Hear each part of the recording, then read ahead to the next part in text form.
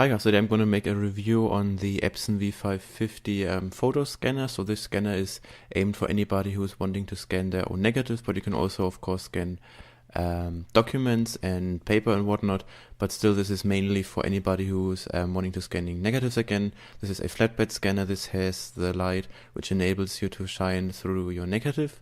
So if you take the scanner out of the box, you can see that you got a protection for the glass itself. So I always keep that on if I just close and store the scanner itself, just for some extra protection for the glass under it. Because if you have any scratches or too much dust, that won't affect your image in a good way. So usually I clean that up before scanning, just a rocket blower or some kind of cloth, and just make sure that there's pretty much not a lot of dust, because in post you would have to remove the dust.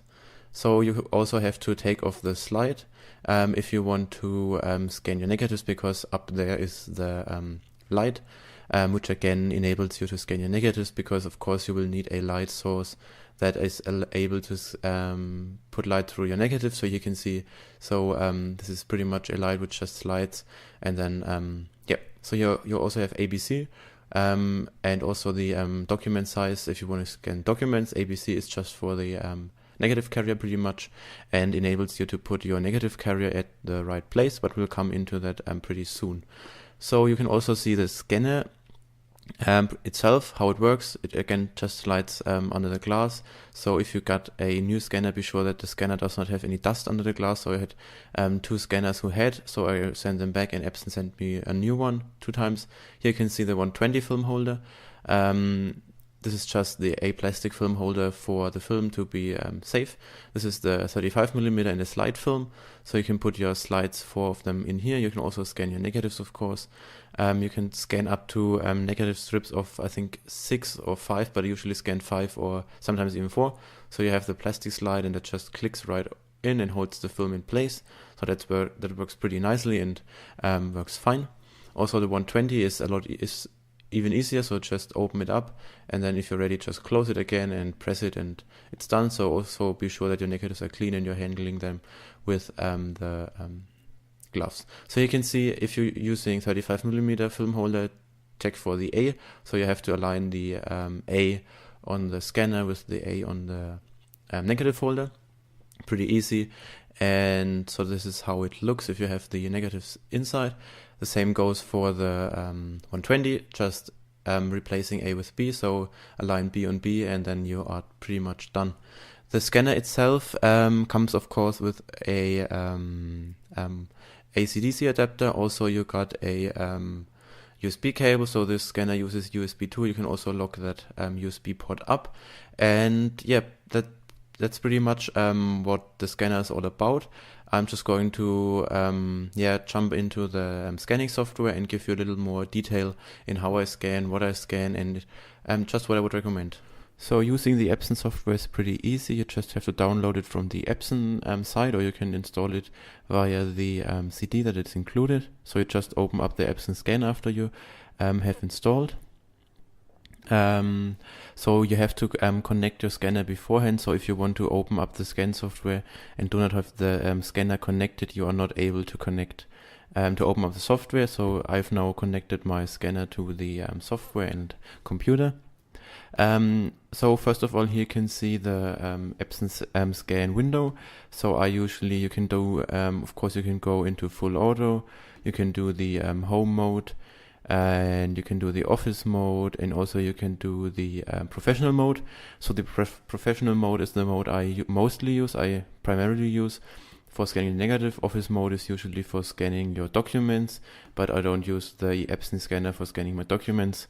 So yeah, here you can see the software window again. I'm into professional mode now. And the Epson software is, in my opinion, pretty good. Does a pretty good job. Here you can select your name. I just got current settings. Then you can select your document type. So you can either do reflective or film. So in our case, if you're wanting to do film scanning, you select film. Then you have the option of positive, color, or black and white negative film. So I usually scan color in black and white, so just pick the according one. So in my case it would be color negative.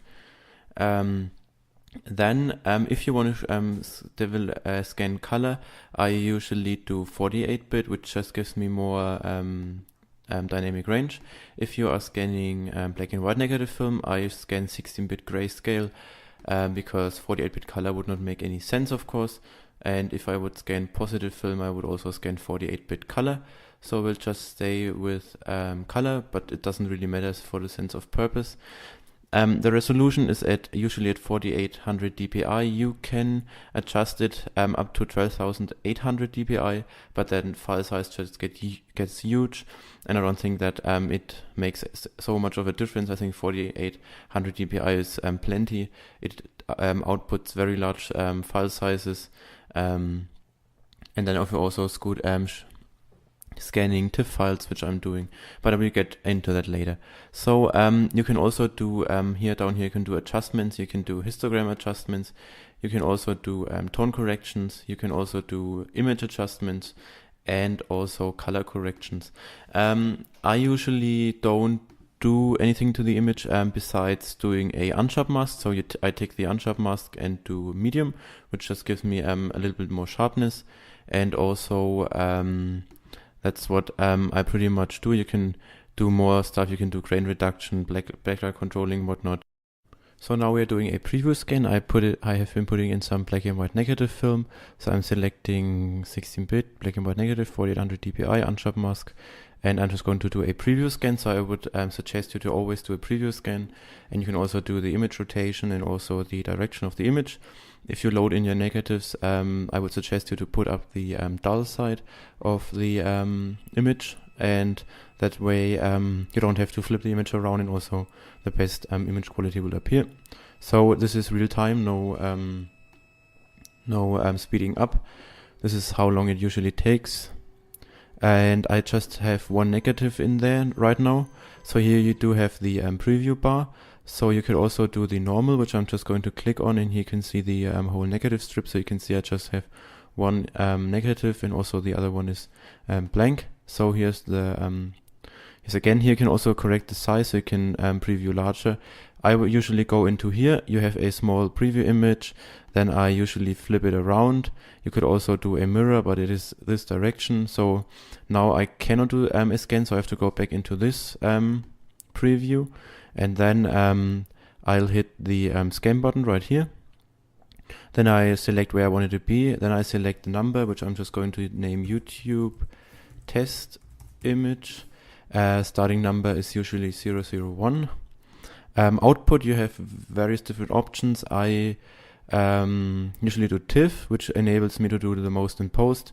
And then I can easily do JPEGs out of them, so I just scan them my negatives once, which makes it so I don't have to scan. If I scan all my negatives in JPEG and then I notice I want all of them to be in TIFF, then I would have to scan them again. So I scan them in TIFF and show you, but for the review purpose I'm just going to give you JPEG, and so it will show me the progress. Time remaining 7 minutes, that should drop. If the process is finished, I will be back.